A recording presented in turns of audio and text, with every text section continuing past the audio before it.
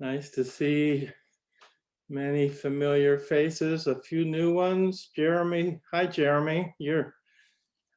I don't think we've met before. Oh no, this is my first time. I'm actually getting ready to move to Chicago, so I'm just checking out tonight's talk. Where are you moving from? I'm in the Upper Peninsula of Michigan. Oh, Yeah. Welcome to Chicago. Yeah, thank you. And Patricia, I think you've been here before. Yes, hi. Hi. And the rest of you are old friends. Yeah. So for this Fridays with I like to conduct these Fridays with Roshi a little bit less formally, more instead of me like lecturing to you or talking at you. I'd rather have a conversation, and in the midst of having the conversation, I'll give a lot of information about the grace process, but I would rather this be kind of a mutual give and take rather than just hearing me drone on and on about something. So that's kind of how I like to approach the Fridays with Roshi. I will be giving a more complete workshop on this grace process at the beginning of May. But now that I said that, I think I'm going to say more.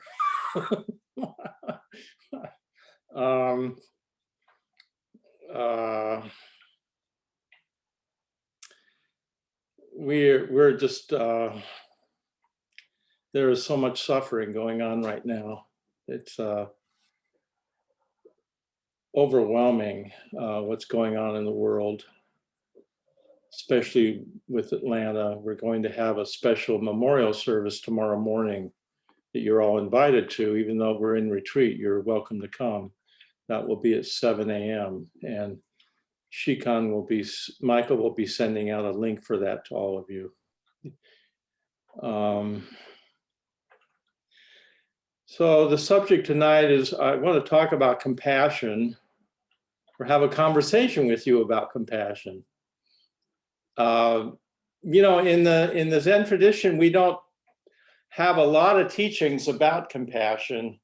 And I think the sense of that is because if you really have a clear realization about the nature of reality, and we could use some big words there, but if you have a clear realization, then the compassion arises organically.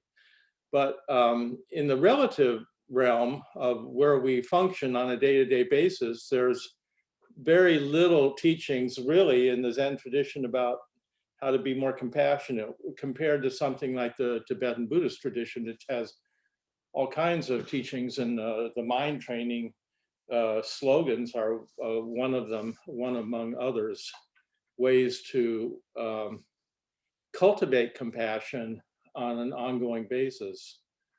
I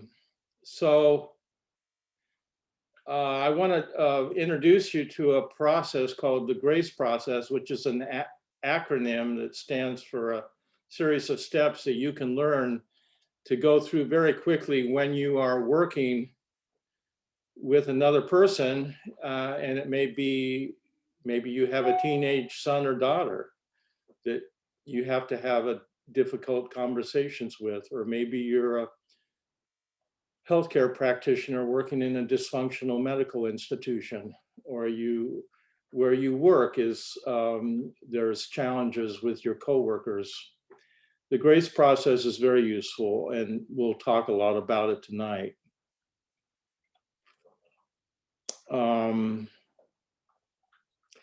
We teach mindfulness here at the Zen Center as a kind of introductory step into what we call living a Zen-inspired life.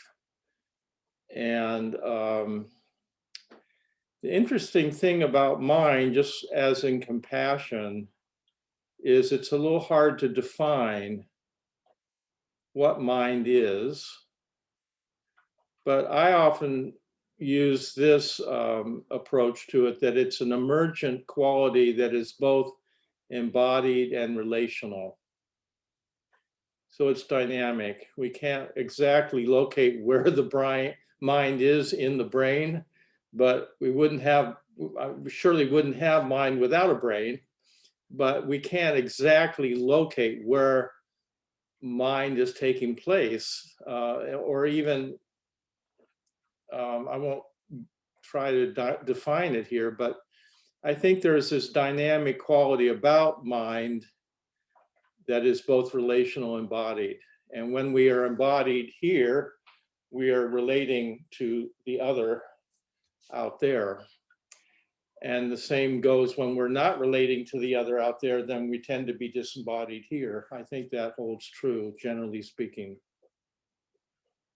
But before I go further, maybe we could just, what's compassion mean to you?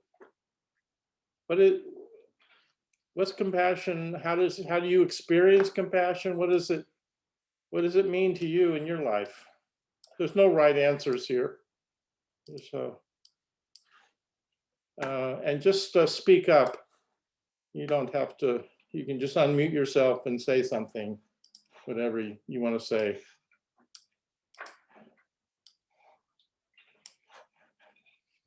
I'll jump in. Hi, Roshi. It's good to see you. Hi. I once heard compassion described as a trembling of the heart. Oh. And that is how I experience it. Sometimes in my moments of deep connection, I could actually feel a little bit of feels like ice is melting or something. Oh. Something great is filling me up. Nice. So it was kind of a fullness, or maybe a tenderness. Yes. Yeah. I could just feel something in me get closer. Yeah. Okay. Wow. Yeah. Wonderful. Anyone else?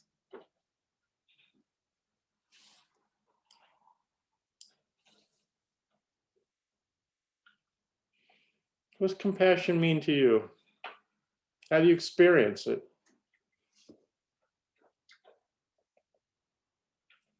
It's a big word. Kind Hey, of Julie. like being a good listener. What?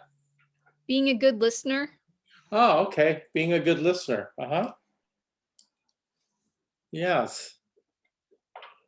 Sensei told a very powerful story in the Dharma talk during our retreat earlier this week about the power of listening. And it was I think it was in Wyoming. There was a group of environmentalists that were being put down by someone that was on the side of oil and coal and was really belittling them as, hippy dippy people and really being rude. And then they listened to him.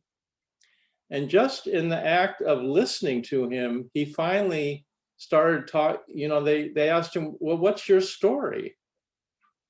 And he finally said, I grew up poor. I don't forget where it was. Might have been Texas somewhere or Oklahoma, in an oil, in an area that drilled for oil. And my family was poor and I was always put down. That's the power of listening. If we're able to listen to someone that we disagree with.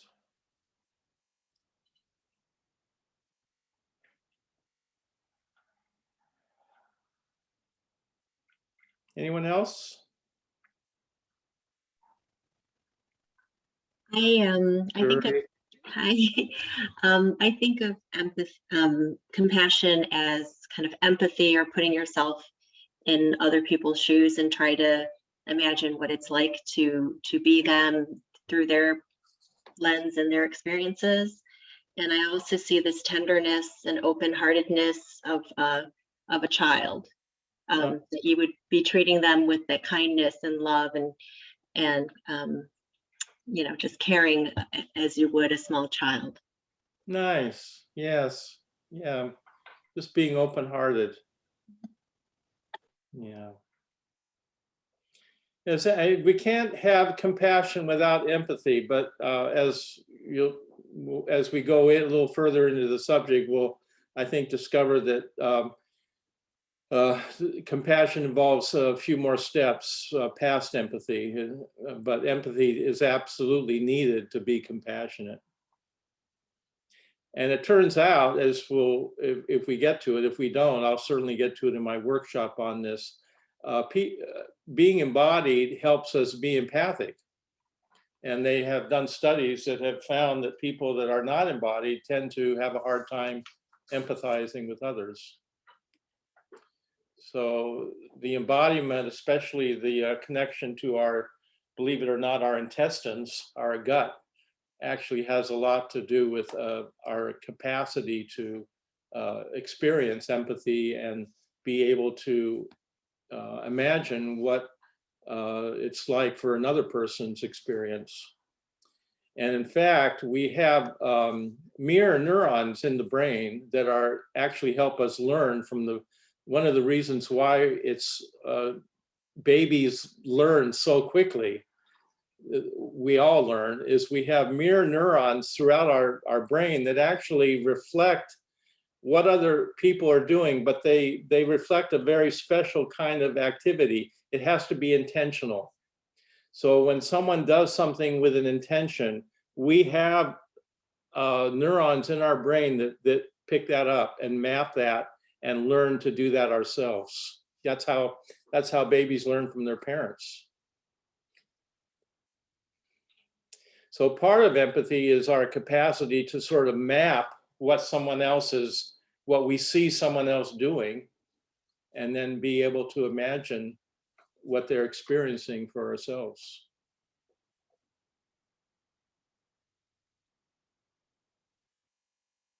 Anyone else want to take a crack at it? Yeah, joke is on. I think it's being able to touch the suffering of somebody else. Yes, yeah. Yes.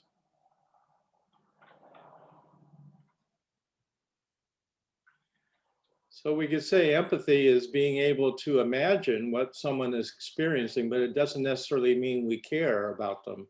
In fact, you could have empathy and be able to read other people's experience and manipulate them with that capacity. So, not that I'm not suggesting you would do that, but we're all human and we could use empathy in that way. So the next step is from empathy would be sympathy, which would be empathy plus caring for the other person. And then I think the next step when we're speaking about compassion is our capacity to be present, to bear witness and be with someone else's suffering. First of all, to be with the suffering, and then also have a strong desire to relieve them of that suffering if we can. I think that is really where compassion begins to work. So we say in the Zen tradition, there's wisdom and compassion have to be married, and wisdom without compassion is a dead thing. It's not very useful. So compassion is how wisdom functions in the world.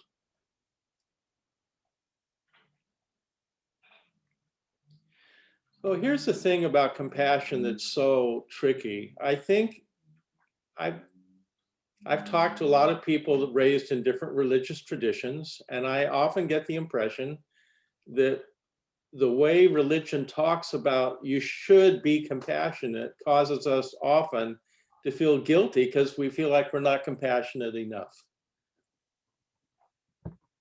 And I don't think that's helpful.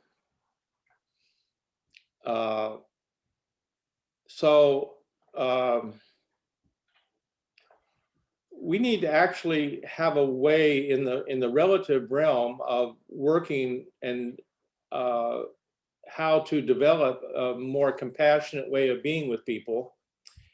And Joan Halifax developed this grace process. And really, it turns out that there is no, we can identify certain places in the brain that have to do with strengthening, for instance, empathy, all in the, most of them in the prefrontal cortex here. They're all strengthened through mindfulness practice, by the way. One domain has to do with empathy, one has to do with fear modulation. There's an executive functioning in the brain which helps us focus and follow through on tasks. There's a place in the prefrontal that it strengthens our insight, our capacity to have a kind of a meta awareness of our experience. So there are many aspects of the brain that are strengthened by mindfulness and help us function better as human beings. But it turns out compassion is not one of those, is not located in any one place in the brain.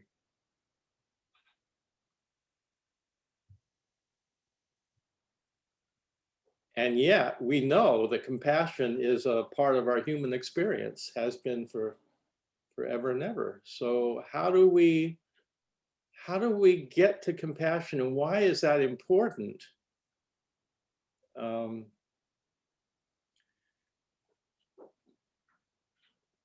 They did a study, I don't have the details of it, but I read it some time ago, where they had a group of people watch an actor displaying an enormous amount of suffering, a great deal of pain. And the instruction to the people that were watching this, first of all, they didn't know it was an actor. And they were instructed to put, and this is often what you hear with empathy, is put yourself in the other person's shoes. That's often, in fact, that's often the teaching of compassion, is put yourself in the other person's shoes. And so the people more or less did that.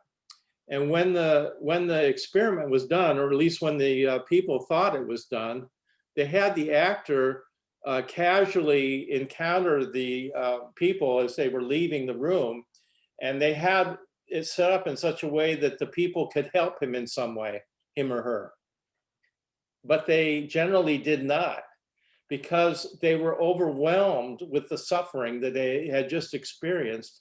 And they found that they didn't really have a capacity to follow through after that to help the person. That's very telling. That tells us a lot about what we don't want to do when we're trying to be compassionate and be present to other people's suffering. That's when you empathize without an intention, then you easily get overwhelmed by the amount of suffering that you're bearing witness to in another person. And in terms of neuroscience, we would say you get upregulated. You get so overwhelmed by the suffering that you become frozen in some way, or incapable of then responding to that suffering. And this is very common when we speak of burnout, and it's very common in the healthcare professions, and we can all understand why that would be. We have nurses and doctors working in dysfunctional institutions under a great deal of pressure, and especially in the last year.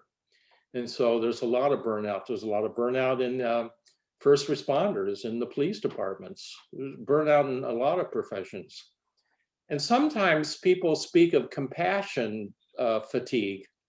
And I actually think that's not a useful term.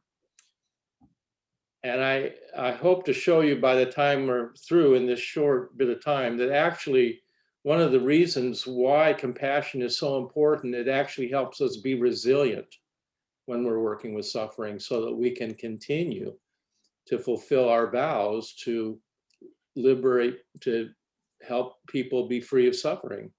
That's what we want to try to do in our spiritual tradition, to fulfill our bodhisattva vows, to help people work with suffering. In order to do that, we have to be skillful. And it's not skillful if you get upregulated, because then you can't function. So the grace process was developed by Joan Halifax Roshi, partly to help people working with palliative care, working with death and dying, and in situations with extreme suffering where burnout was very common. And the idea of the grace process is that if you do these steps, you can be much more resilient as you work with someone that, as you work with someone that is in extreme amount of suffering. You can be of service to them in a much more skillful way. And that kind of flies in the face of how I think we have a lot of misconceptions about compassion. I think one of the common misconceptions about compassion is that it's weak. That if you're compassionate, you'll be like a jellyfish, and people would just walk all over you. And that's just not the case. People that are more compassionate have a much easier time and do draw boundaries much more often. So it turns out that I think compassion fatigue is just a misuse of the words. I think we can speak of empathic burnout, we can speak of various kinds of burnout, but compassion is not one of those areas where we generally burn out. Compassion is a great strength in us and gives us a capacity to be resilient with suffering so that we can be of service. And that's the whole point of the grace process. So I said a lot there. Maybe you have a question or a comment before I move on. Does that make sense?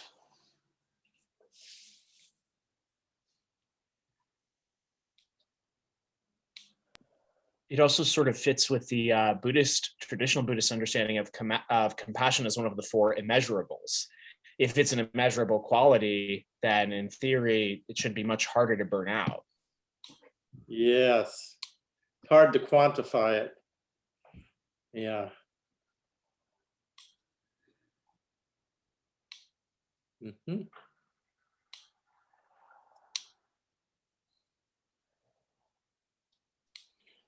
Anything else? Yeah. Yeah, I have a question. So what would be the word that you would use for deciding to actually take part in the suffering on purpose? Take part in suffering of somebody else. Like, you see people being taken away to be shot and you decide, well, I can't cope with this situation. I would rather go with them and get shot myself. That is not compassion, obviously. No, that's What is that motivation or emotion, or is there a word for that? There's probably several, and I'm not sure. It's a very good question, Tanya. One possibility is a person, if they were deeply religious, it could be a kind of martyr complex. If someone feels like they need to suffer and die in order to feel justified as a human being, and that's not uncommon in some religious traditions, but in our tradition, we would call that idiot compassion. I think the thing that is really important about compassion is that there has to be maitri and loving kindness towards oneself in order to be compassionate for other people, towards others. It comes out of a pro-social and a proactive sensibility from your own experience. So I don't think that would arise really that. Yeah, I don't think that I've been clear enough. What I meant was more like, if you're in a position where you yourself are tasked to do the killing of people, and in that case, you give up and you stand I see. with them. Oh, that's a different situation. Or, I mean, it doesn't have to be that extreme, but a variation on that theme where you decide to share in the destiny of those who would be harmed by you in some way. Yes. So you just decide to not do whatever it is. Yeah, I forget the priest, there was a fellow in Auschwitz that gave his life for somebody else. I think there are countless examples like that. That's an act of compassion. I think you could say that, people that fight and die for their country are in some ways, they're doing heroic acts where they sacrifice themselves for a cause. Not exactly compassion, but it's amazing that people do that. But I think there were certainly situations in Auschwitz where someone would take the place of somebody else, or they would go with if their child was being separated from them to go to the gas chamber, the mother would insist on going with the child. And I think that's an act of compassion. That seems to me an act of supreme compassion, to be out of the love of your child, to want to be with them when they die, so much so that you would give your own life as well. You know, in our better moments when we're not thinking, I think we are in many ways naturally compassionate. There was a story many years ago when June and I were in Hawaii of a policeman in Honolulu that there was a woman was going to jump off a cliff and commit suicide. And he jumped and grabbed her without thinking. You know, he didn't think, and he risked his own life. He could have died with her. He saved her. It was a heroic act, but he didn't. And when they asked him about it afterwards, he said, I didn't think. I just, that was what I did. And I think there is that in us that will do that in situations without thinking, because I think we have a capacity to be compassionate and sacrificing in many ways in situations of extreme situations.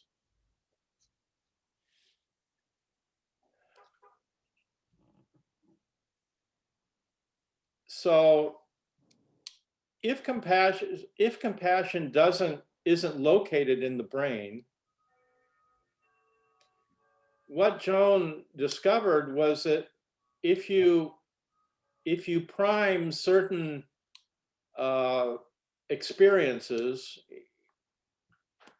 you can make it more likely that compassion will emerge in your relationship with someone else. And that's where the grace process got developed, because she developed something called the Abide model, which has 3 axes. And all of these axes have something to do with developing compassion, but not any one by itself will do it. But what the grace model is teaching us is that if we put these different aspects of our experience together into a process when we're working with someone, it makes it much more likely that compassion will emerge in our relationship with that person, and therefore we will be more resilient in the face of their suffering, and will be able to be of service and be much more skillful. And that's the crux of the grace process, is that compassion actually arises out of non-compassionate factors. But when you put them together, you get compassion. I suppose it's like cooking a good soup. Any one ingredient isn't particularly great by itself, but if you put them together and you cook it well, you get a good soup. And compassion is kind of like that. So there are 3 axes in the Abide model. I will go into this in more detail when I do the workshop in a couple months, but one axis has to do with attention and affect. It's important that we be able to stabilize the mind in terms of our attention. This also seems necessary that we be able to regulate our emotions. So this is important.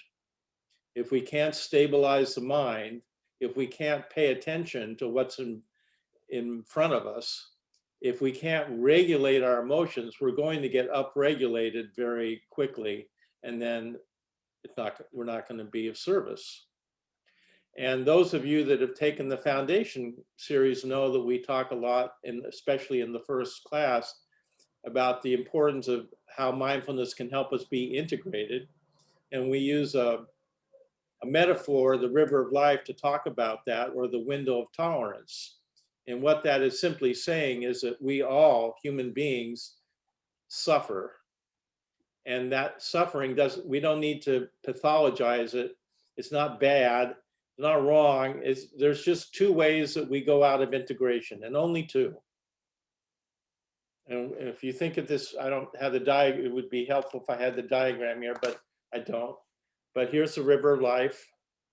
And there's a forward motion in the river, which is the metaphor for integration. When you are integrated, you are well. The two are synonymous.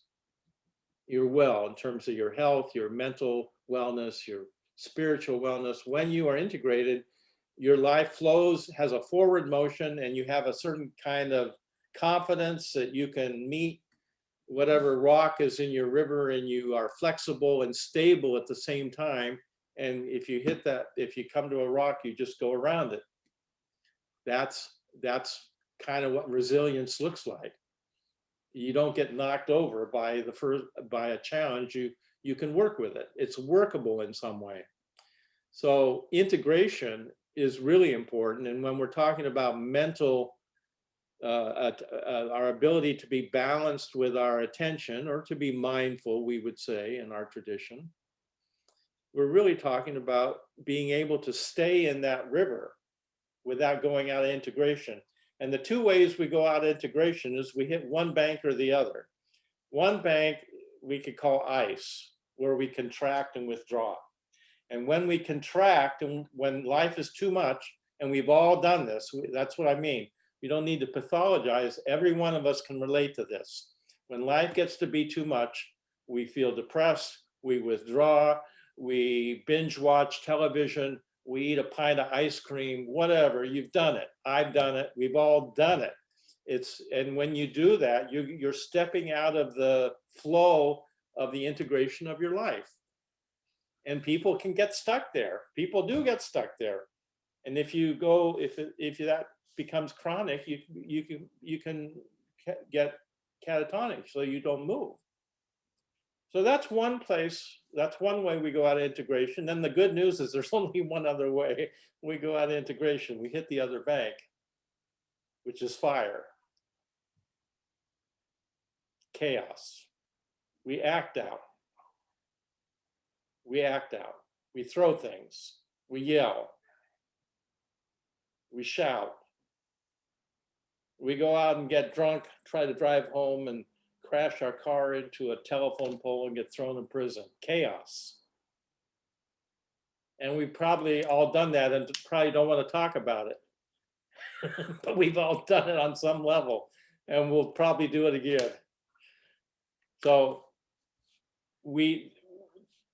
that also is a way of going out of integration. So when we're talking about having mental balance and being able to regulate our emotions, another way of changing the metaphor slightly, which I think is helpful psychologically, is that we could speak of this river of life as a window of tolerance. We all have different windows of tolerance for various experiences. You might have a narrow window of tolerance for anger. And I like to use anger a lot because I think people have a lot of trouble with anger, especially spiritual people often do. It gets disowned. You think if you're spiritual, you're not supposed to be angry, which is really unfortunate, because anger is part of our human experience. So if you have a narrow window of tolerance for anger, that means when anger comes up in you, you're not going to stay in the integrated place with the anger. You're going to hit one bank or the other. You're going to contract and be passive aggressive and silent, which is a very noisy silence. And you've probably done that at one time or another. It doesn't feel particularly good, but we do it. Or you act out and you yell and scream and, you get aggressive. So, and if you have a narrow window of tolerance, that means that if you're around someone else that's angry, you're not going to be able to be present with them either. So you're not going to be able to stay in an integrated place, which means you're going to get upregulated and you're going to just want to leave, you're just not going to stick around. You're not going to stay present, which compassion requires that we have a capacity to be present to suffering. And someone's suffering might be that they're angry and they're suffering. So we want to be able to be present to that without contracting and without getting triggered and becoming aggressive. That's very hard to do. Spirituality is a discipline. So, but we all have different windows of tolerance. You might have a big window of tolerance for anger, which is great, because then that means when anger arises and you move through it, it doesn't get sticky, it doesn't stick to you, you're through it. Kids do this all the time. You see them playing, and the next moment they're angry, and then a minute later they're all laughing, and you say, how do they do it? Well, kids do it, but we don't do that so well anymore, because we got older and developed all kinds of defense mechanisms, so we get stuck. But you might have a big window of tolerance for anger, but a narrow window of tolerance for anxiety or stress. So we all have different windows of tolerance for different experiences. And one way to think about the practicality of a spiritual path or practice is, and I always feel that in terms of spirituality, we need to integrate psychology and the spiritual path, especially in the West, because we're so individuated.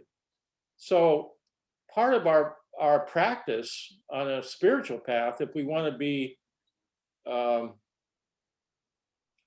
functional and useful to others, is that we need to recognize that where our windows of tolerances are narrow, and that's the edge where you need to practice. And you can work with that. We have lots of ways of working with that in our tradition. Just sitting, if you're just I don't have time to go into that, but you get my point here about the window of tolerance and integration. So one of the first steps in being able to be compassionate is being able to have a wide enough window of tolerance for the particular suffering that you're bearing witness to in another, that you've already been able to bear witness to that in yourself and stay and not disappear or act out and become, aggressive. So that's the first axis in the Abide model, has to do with this axis of attention and emotional regulation. Being able to regulate our emotions is terribly important. And then the second axis has to do with our cognitive side, which has to do with intention and insight. And intention is our ability to choose what we're going to focus on. We intend to focus on something, maybe a vow. In the case of the Bodhisattva vow, we intend to focus on living our vow to help all sentient beings. Insight has to do with a metacognition, our capacity to have a meta awareness of our experience and not be fully identified with it. And that insight's very interesting. We have a member, I won't give her name, but she's writing a book, so it will be public. And I've read much of her book, and she's done some wonderful work, but she had a brain concussion many years ago from someone hitting her car. And it wasn't that big of an accident, but she got a brain concussion. And she had to struggle with this for many, many, many years. And we don't really understand brain concussions because they're not visible. But one of the things that happened that she had to work through was she lost her insight.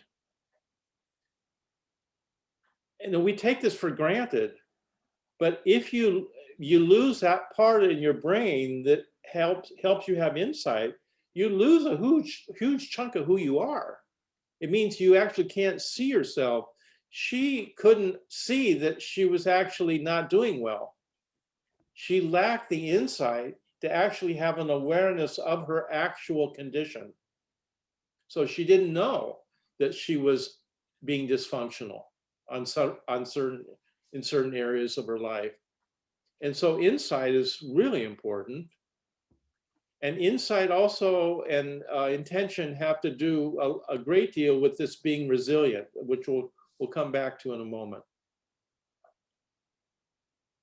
So that's the cognitive side that needs to be present. or it's helpful if this is present when we're wanting to have compassion emerge in a relationship. And then the third axis is empathy and embodiment. Embodiment and enactment. So the embodiment is, it's really important that we be embodied in order to be empathic. And actually, and we talk about this again, in our foundation classes, that when we're working with stress, if you just get up in your head and you're disembodied with it, it won't be very helpful. It's much safer when you can experience your anxiety as an embodied experience rather than just a cognitive story in your head disconnected from your body. So those are the three axes around which the grace model was built. And I'll stop here for a moment to see if you have comments or questions, because I said quite a bit already there.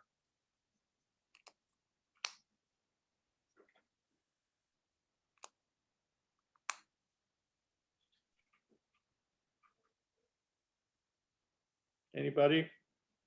Jackie?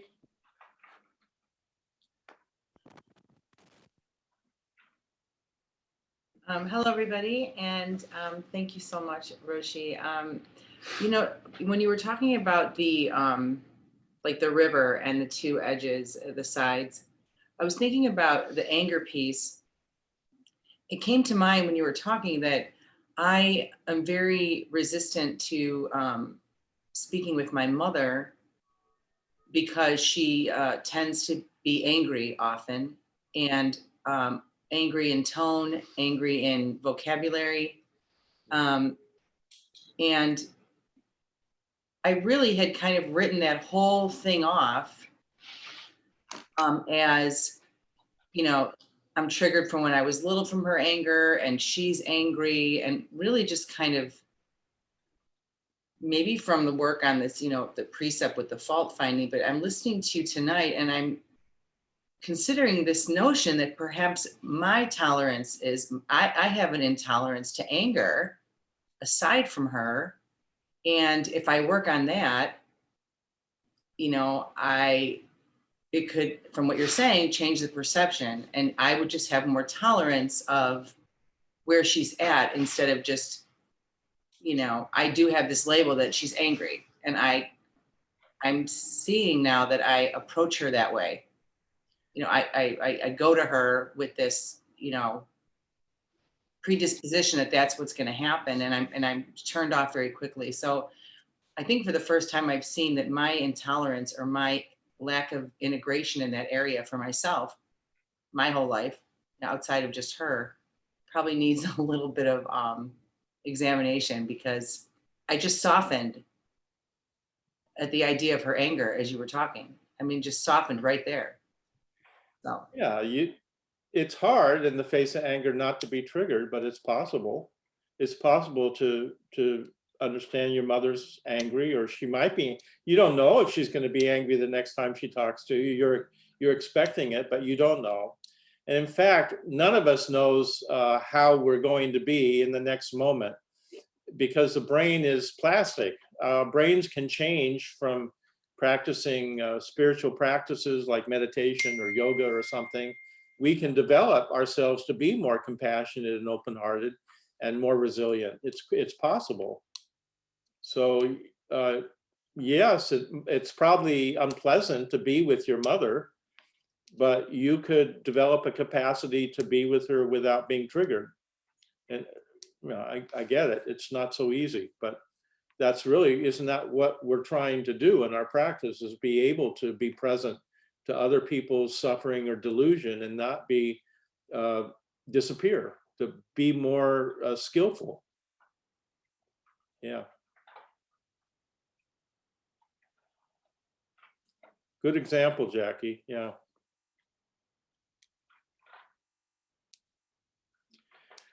So I think I'll move on and talk about the grace process then, because we're going to run out of time, and I want you to at least get a sense of how you could use this in a very practical way in your lives.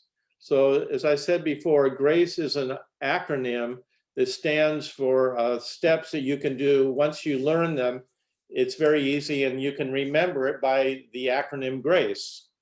So the G stands for gather your awareness, gather your attention, which is that first axis we talked about earlier, about having a balanced attention and being able to regulate your emotions. So, and there are ways that you can gather your attention very quickly by just returning to the body, some stable part of your body, noticing how your feet are making contact with the earth, or paying attention to the quality of your breathing, or something like that. So you can gather your attention very quickly. And this is a question of pausing long enough to gather your attention before you jump into having the conversation with your mother or whoever you're working with. So the first step is to pause and gather your attention before you jump into the fire, so to speak. And then the second step is to remember your intention. And that's, again, you remember, we talked about that, the cognitive access in the Abide model has to do with intention and insight. And the intention is extremely important. Remember why you became a nurse, or remember why you're doing the work you do. Remember your intention. Very, very important. And as I said before, the reason this is important is when we empathize with suffering without an intention, we easily get upregulated and burn out. And that's not going to be skillful. So the intention is really important. And you can just, you know, if you're in a profession, you've been doing it for 30 years, it's easy to forget why the passion and the good-heartedness you brought to that in the beginning that made you want to do that, whatever that was. It's easy to get jaded, or, you know, life intervenes, but you can remember that quality of innocence or goodness or good-heartedness that you brought to what you wanted to do, and that's that intention. Very, very important.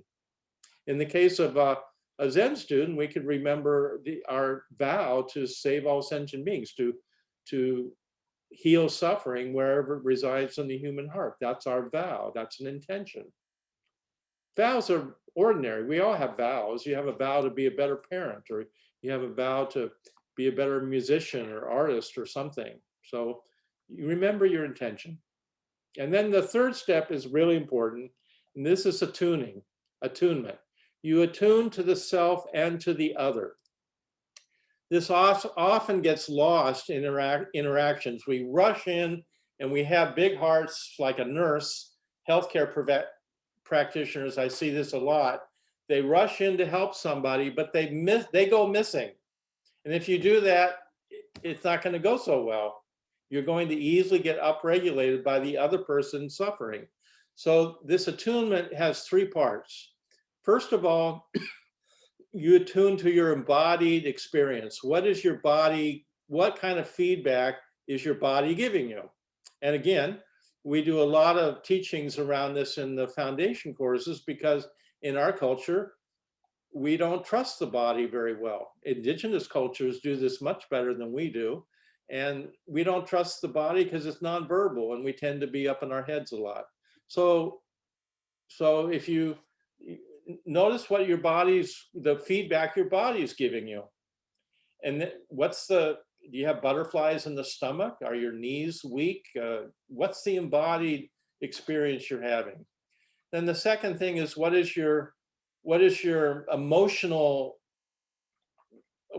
cognitive story? What story are you telling yourself as you're entering into this relationship? In the case of Jackie, if I may use you as an example, Jackie, you're entering into a relationship with your mother with the expectation she's going to be angry. So you've already got a story there before you even listen, before she even opens her mouth. So just notice that you got that story. And then the third thing that you want to tune to is, what is your emotional valence? What's your emotional ecosystem? What are you feeling? Are you feeling frightened, anxious, overwhelmed? What are you feeling? And then you attune to the other person in the same way. And in this case, you're guessing, but we have intuition. We can tell a lot by looking at someone's body language.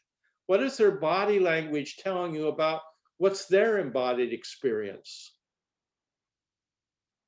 What story do you imagine they could be telling themselves as you're walking in to have this encounter with them?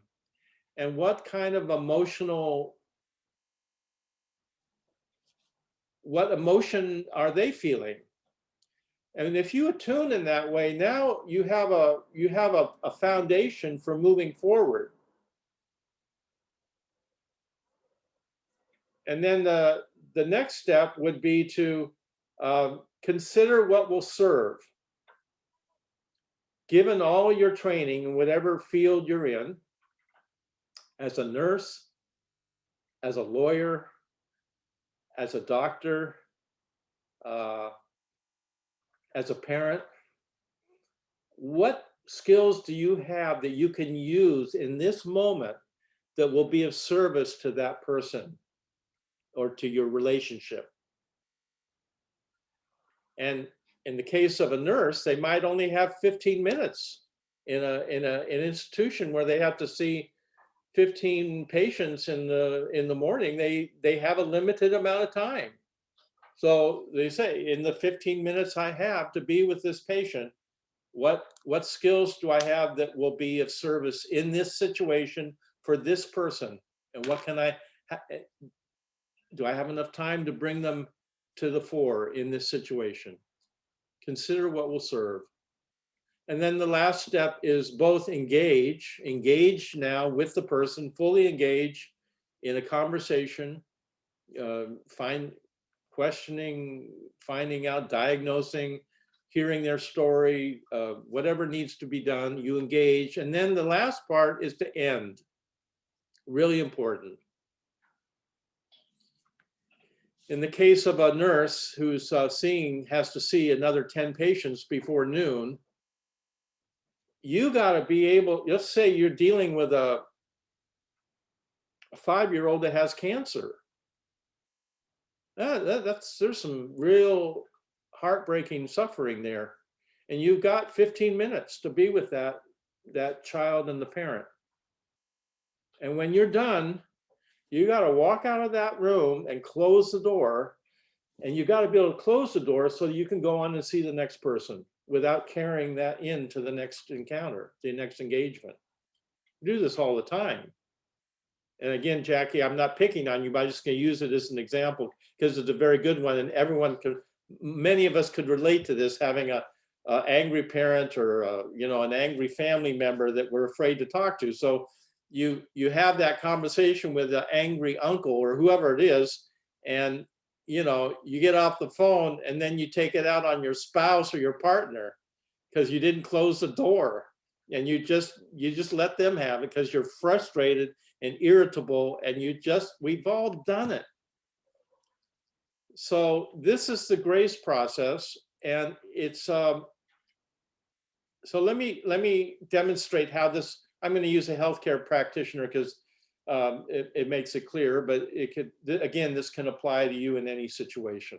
If you're working with a teenager and you're a parent, it could definitely apply. But a healthcare practitioner, we're talking about a nurse that has to see 15 patients in the morning, has a limited amount of time to see them. And in many cases, she's working with someone that is very sick and has a lot of suffering. So she has to see a patient. And before she goes into that room to see them, if she's doing the grace process, she's just going to take a moment with herself to pause, gather her attention. Gather her attention. Notice her breath, her feet making contact with the earth. And you can do this with practice. You can do this very quickly. It's not you don't have to be a Buddhist or it would help if you practice some kind of mindfulness, but anyone can gather their attention if you pause. And then remember your intention. Just briefly, just bring it to the fore of your mind. Why did I become a nurse practitioner in the first place? I wanted to help people Feels good to help people. I'm able to, at the end of the day, I feel good because I've actually helped people with illness. I've been able to be of service, and I feel good about that. I'm living for something larger than myself, and that gives my life meaning and purpose. And it actually gives me joy. So I remember that intention. Now, as I'm getting ready to come into the room, and this could happen in the room or before I go into the room, now I attune to myself. What's my embodied? I'm feeling a little queasy about this encounter with this patient. I know it's going to be difficult. And I'm telling myself a story already that it's going to be difficult. And I'm feeling a bit overwhelmed because I've already seen 5 other patients and they were having a bad time. So I'm attuned to myself. I don't go missing. If I just rush in and empathize with the patient without paying attention myself, I'm easily going to get upregulated. And once you're upregulated, then you're much more vulnerable to being burnt out, and not making it more likely that compassion will emerge in the relationship. So I attune to myself, and then I'm in the room and I see the patient, and I look at their body language, imagine what their body is telling them. What's the story what's their cognitive story? What's the content of their cognition, and what are they feeling? Now, I can briefly consider I have 15 minutes to work with this patient. What do I have that will serve? Do they need a diagnosis? Do they need a prescription that I can give them? Do they need a shot? What is it that I can do in 15 minutes that will be of service to them? And then I engage with them fully. And when I'm done, I have to leave. I have to walk out of that room and close that door, knowing I did the best I could do in that 15 minutes. And it may not have been as much as I wanted to do, but it was what I could do. And that's enough. That was what I could do. And now I have to close that door and go on and open the next door to see the next patient. And if I don't, the reason the grace, I think you can appreciate that the grace process in that kind of situation could help a healthcare practitioner be more resilient. And, burnout is very common in that field. And we all can understand why. It's a hard job to be, if you're working with in the last year, my gosh. But this applies to any of us in whatever situation we're in.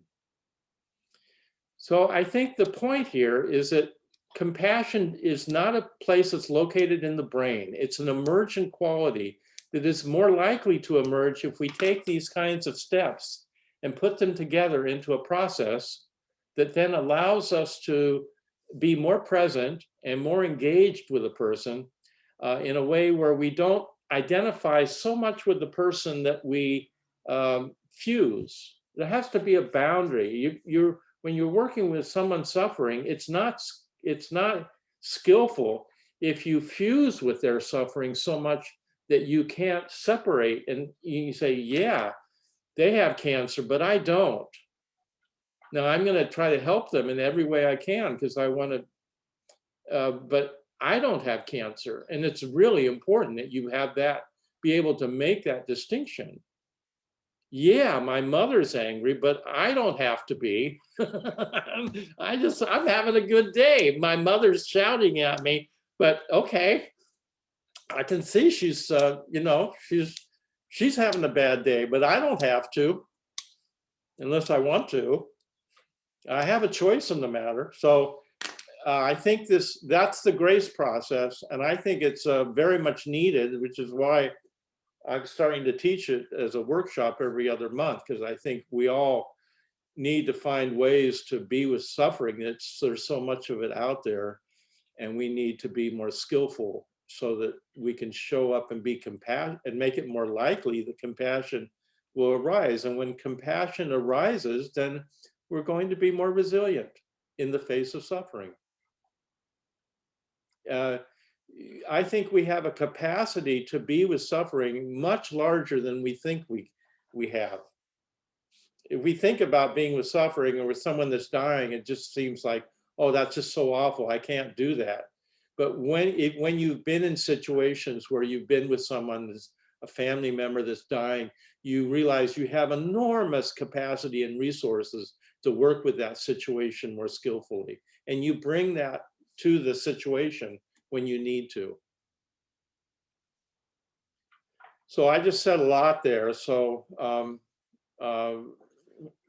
maybe you have questions or comments about the process. Dine, Robert, hi. Good evening. It's sounding, I've been thinking of the grace process as something that is for a dramatic event in one's life, but this is more like a practice that covers all kinds of situations way beyond just a death situation. Yeah, it covers a lot of ground. It could just be working with your wife. Married too. We all have spouses, partners, or somebody. So we all have arguments from time to time, or disagreements. Or I mean, come on, let's be real. It's real life. We get upset with the others that we love, and so being able to kind of collect ourselves and be present means that we can survive conflicts and come through the other end with greater trust in our relationships, building more trust and more intimacy, not less. How true. I know we're scared of conflict. I've seen this a lot. But again, a primary teaching and compassion training in the Buddhist tradition is to turn towards the difficulty. Don't turn away from it, turn towards it. Because when we run away from suffering, it gets worse and it gets bigger. Patrick? Yeah, Roshi, we do this a lot. We use it all the time. I used it this week leaving a voicemail for my son on his answering service. And it is amazing how helpful it is in any situation, even something as simple as that. Yes, yes.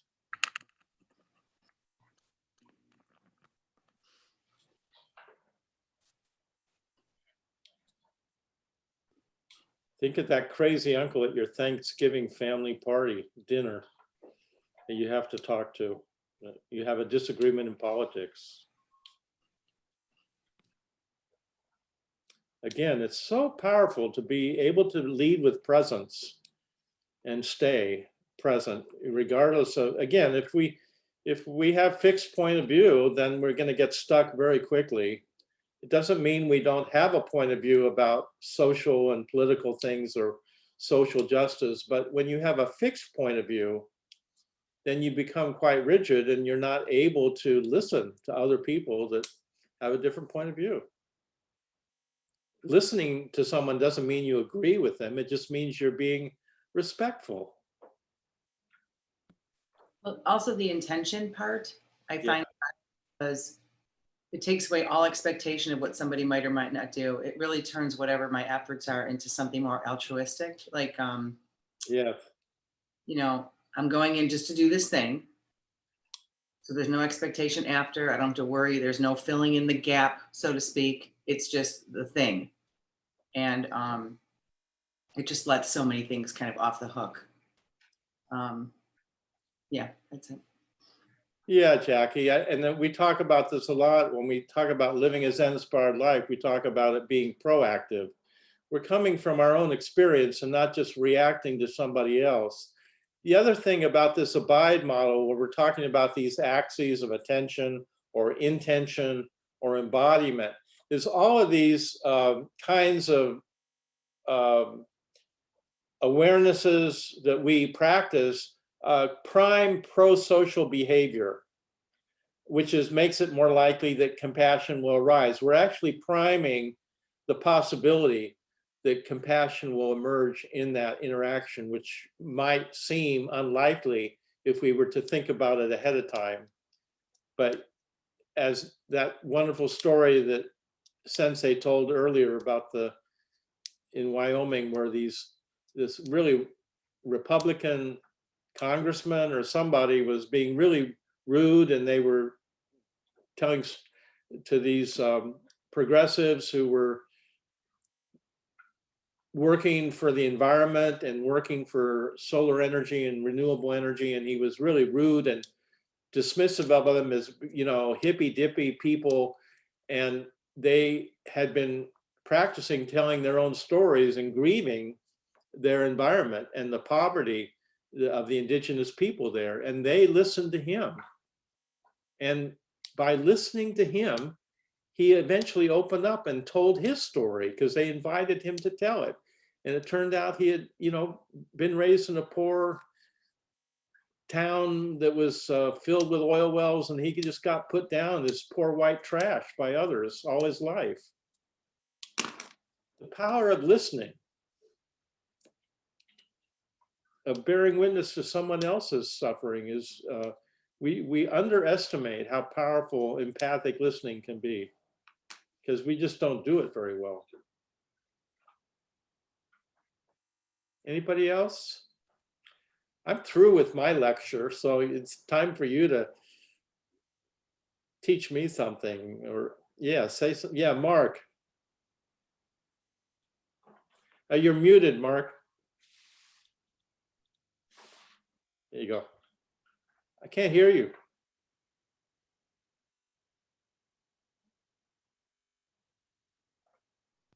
How about now? Does that work? That's good. I hear you. Sorry. Thank you for this talk. The point about being attuned to the other person, how you said we can, read their body language, which I both think I don't trust myself enough in that, but I think I trust myself too much in terms of what I think their story is. So Yeah. it's like, if I am honest with myself, how much I have already told, a story about them without letting them tell their story about themselves, if that makes sense. And so, needing to slow down and understand that better. When I was a consultant, there was this joke that you give me a point and I can draw a line, right? And which in a sense doesn't make any sense, right? Because don't you need 2 points to draw a line? But that's basically the idea was, I already know my answer. I just need to know where I'm drawing it. And so it's kind of it's a variation on that, which is I actually need to slow down and not just make an assumption about where this is going. So. Yeah, and Mark, you're a lawyer, so I imagine that it's very hard not to be attached to an outcome in many cases. That's part of it kind of comes with the territory. And the interesting paradox about compassion is that while we have a very large desire to heal someone's suffering and wish them to not suffer in the future, at the same time, we're able to have that insight or meta awareness that, well, they may not be healed. I mean, what I do with them today may not be helpful, and they may get worse. They may, and I have to be okay with that also. It's a kind of paradox because I don't want them to suffer, but at the same time, I know that if I'm attached to an outcome, it's going to distort the integrity of my communication with them, and I will end up more or less manipulating them in some way that will not be helpful. And I imagine that's a very fine line in your line of work. I would imagine that would be very hard to do.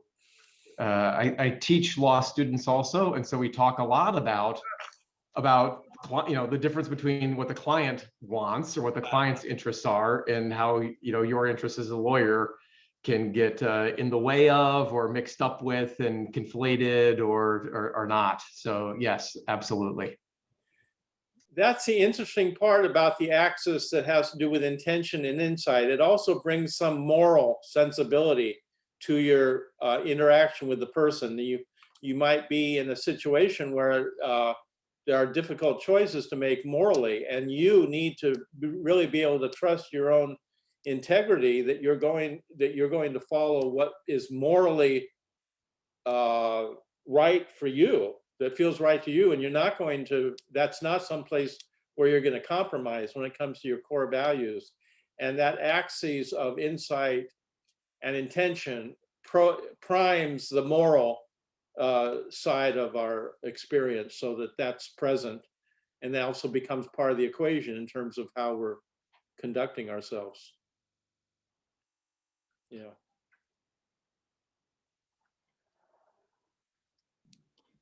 I just wanted to share that for me, this was really helpful because, I always figured compassion is either something you have or you don't in any given situation. And this idea of being able to have it as a practice is really helpful.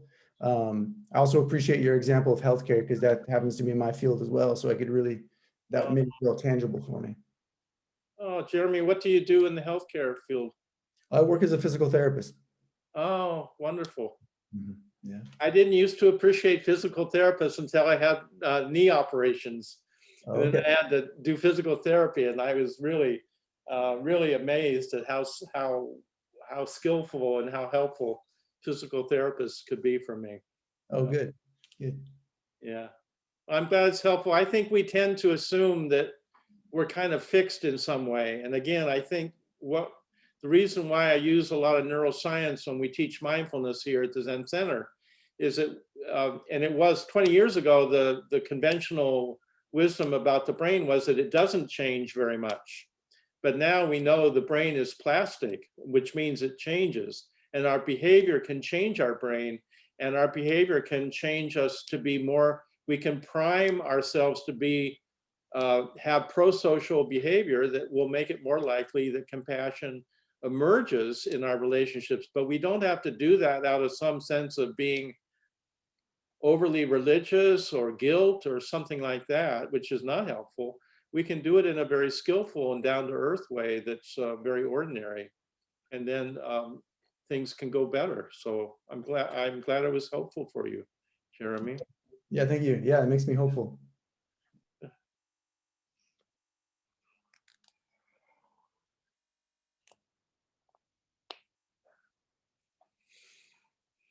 Anyone else? Thoughts?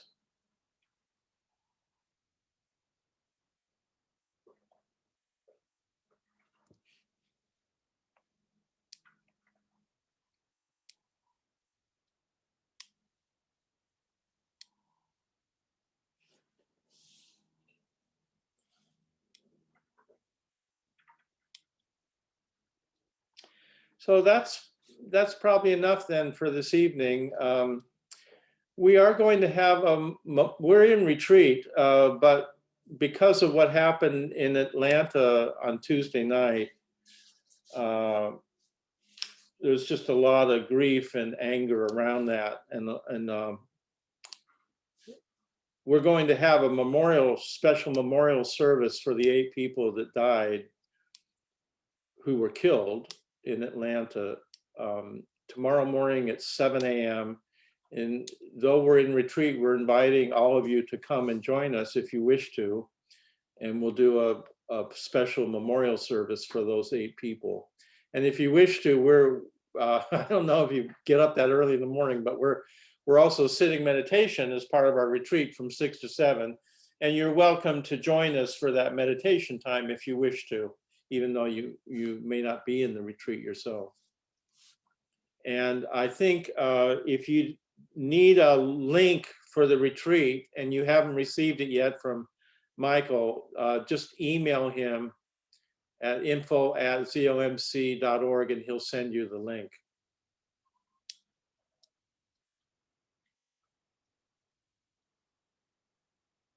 Hi, Kelly. Kelly's having Jukai on Sunday. Come witness her commitment to living a Zen-inspired life. I'm so excited. I'm so looking forward to meeting your family.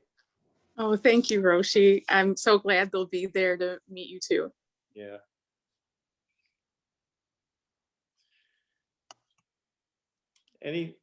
Anything else, Jury? Anyone want to say anything else?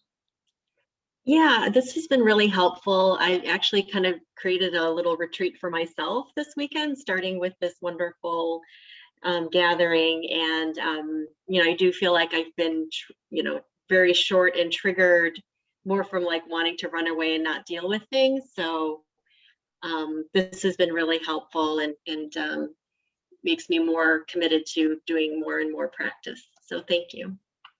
Thank you, Jury. I think we've all been in many ways, one defense mechanism over the last year has just been to dull ourselves down, because it's the only way to deal with the level of grief that is in our world right now. And the grief is just so large that it's very hard to take it all in. So we have defense mechanisms against taking it in all at once. But I think when we practice and become grounded, we can lead with presence, and we can open our hearts and find that our hearts are a place of great tenderness and strength. And we don't need to be afraid of our tenderness. That's where our strength is. And we all have a very large capacity to be of service in the world if you just trust your good heart. So maybe that's a good note to end on. So thank you everyone for coming tonight, and please take good care. I hope you all get the vaccine. If you haven't, get it soon. Please do. And do whatever you need to do to keep yourself safe and your family safe as we move through this pandemic. And hopefully we will have something that looks like normalcy in a few months. We're already fixing up the backyard at the Zen Center, anticipating being able to have small gatherings in person. And I cannot wait to see you in person in somewhere in the near future, and maybe even be able to give you a hug. I really miss seeing you in person. Yeah, same here. Okay. Babette. Thank you so much. Thank you, Roshi. Is Babette here? Babette is from Hawaii. Oh. I guess, okay. All right, Yes, so. I'm here. I joined late. Oh. Hi. So busy doing my work. I joined late, but June emailed me. So mahalo. Thank you. Mahalo, Babette. It's so wonderful to hear your voice. We recorded this, so we can send you the YouTube video if you want to see the first part. Okay, yeah, I would appreciate that. And thank you all so much. I'm sorry I joined late. I was still so busy doing my my reports, and that's what happened. But it has been very stressful here in Hawaii too. So I'm just trying to deal with stress and dealing with family issues and people kupuna getting depressed, and because they feel like they're in jail, they can't do much. But there's always light at the end of the tunnel. So we just need to keep praying and focused, and hopefully the sun will reappear. Well, it does every morning. Yeah, it does here, although it's been a little drizzly, but the sun is out now and it's really nice here. Babette is a practitioner of Hawaiian medicine and a student of Papa Henry, who June studied with as well. Wonderful, wonderful elder in Hawaii who taught a large group of you Hawaiian medicine, and Babette now teaches that as well. So I'm honored to have you here, Babette, and please take good care of yourself. Yes, thank you. And same to all of you, and you in June. Miss you folks very much. Okay. All right. Mahalo. Aloha. Aloha. Okay. Good night, everyone. Good night. Thank you.